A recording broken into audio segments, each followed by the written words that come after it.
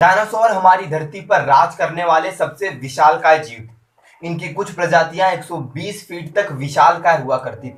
लेकिन आज से करीब 66 मिलियन साल पहले एक 15 किलोमीटर का बड़ा एस्ट्रॉयड हमारी धरती से टकराया, जिसने डायनासोर की लगभग सभी प्रजातियों को खत्म कर दिया।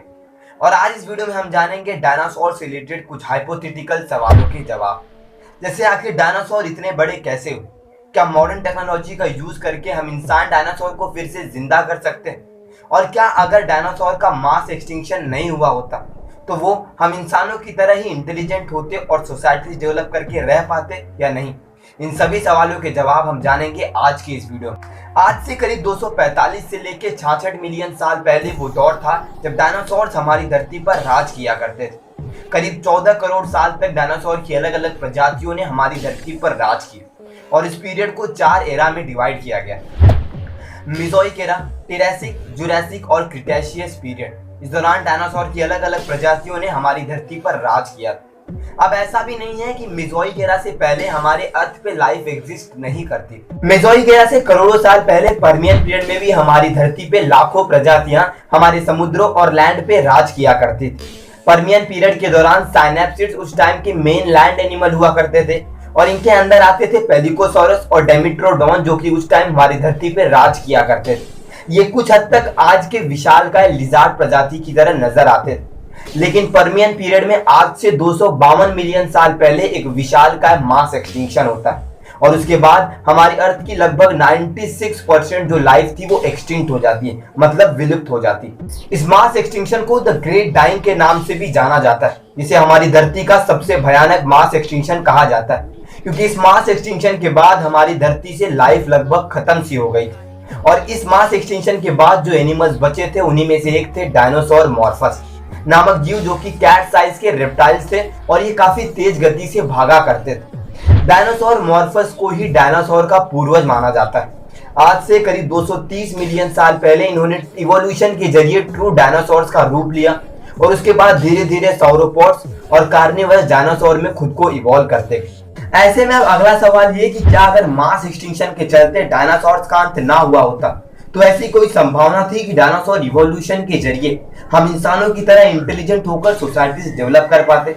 ऐसे में वैज्ञानिकों का ऐसा कहना है कि जिस वक्त डायनासोर का एक्सटिंक्शन हुआ उस वक्त भी वो इवोल्यूशन कर रहे थे। डायनासोर की सभी प्रजातियों में वेलोसिरैप्टर जैसे रैप्टर की कुछ प्रजातियां उस समय मौजूद सभी प्रजातियों में सबसे बुद्धिमान हुआ करती थी।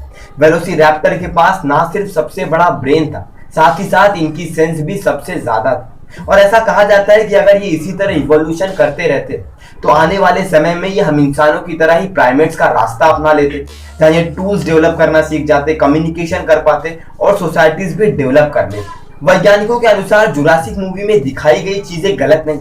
वेलोसिरैप्टर उस टाइम आज के डॉग्स और कैट जितने ही इंटेलिजेंट और स्मार्ट हुआ करते थे, और अगर इनका मास एक्सटिंक्शन ना हुआ होता तो इवोल्यूशन के जरिए ये काफी इंटेलिजेंट हो जाते।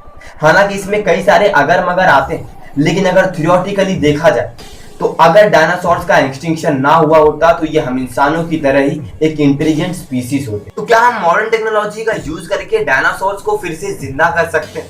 वेल, किसी भी मरे हुए जानवर को जिंदा करने के लिए सबसे जरूरी होता है डीएनए सीक्वेंस। वैज्ञानिकों को रिसर्च में कुछ ऐसे इंसेक्ट्स मिले जिन्होंने कई लाख साल पहले डायनासोर्स के ब्लड को चूसा हो, और इनके अंदर हमें डायनासोर्स के डीएनए मिल सकते हैं।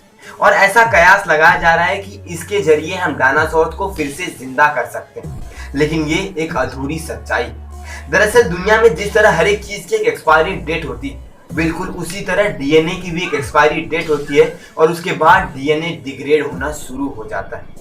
इन इंसेक्ट्स के अंदर ब्लड के अंदर जो डीएनए थे वो डिग्रेड हो चुके थे कई लाख साल पहले। मतलब इस टेक्नोलॉजी का यूज करके डायनासोर्स को रिकवर कर पाना नामुमकिन।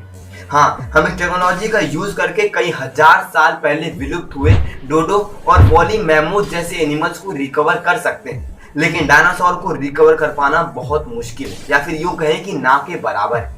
अब तक वैज्ञानिकों को सबसे पुराना डीएनए इस टेक्नोलॉजी के जरिए जो मिला है वो 1 मिलियन साल पुराना है। वहीं डायनासोर्स को मरे 66 मिलियन साल बीत चुके हैं। ऐसे में इस टेक्नोलॉजी का यूज करके डायनासोर्स को रीबर्थ करना बहुत मुश्किल, या फिर यूं कहें कि नामुमकिन।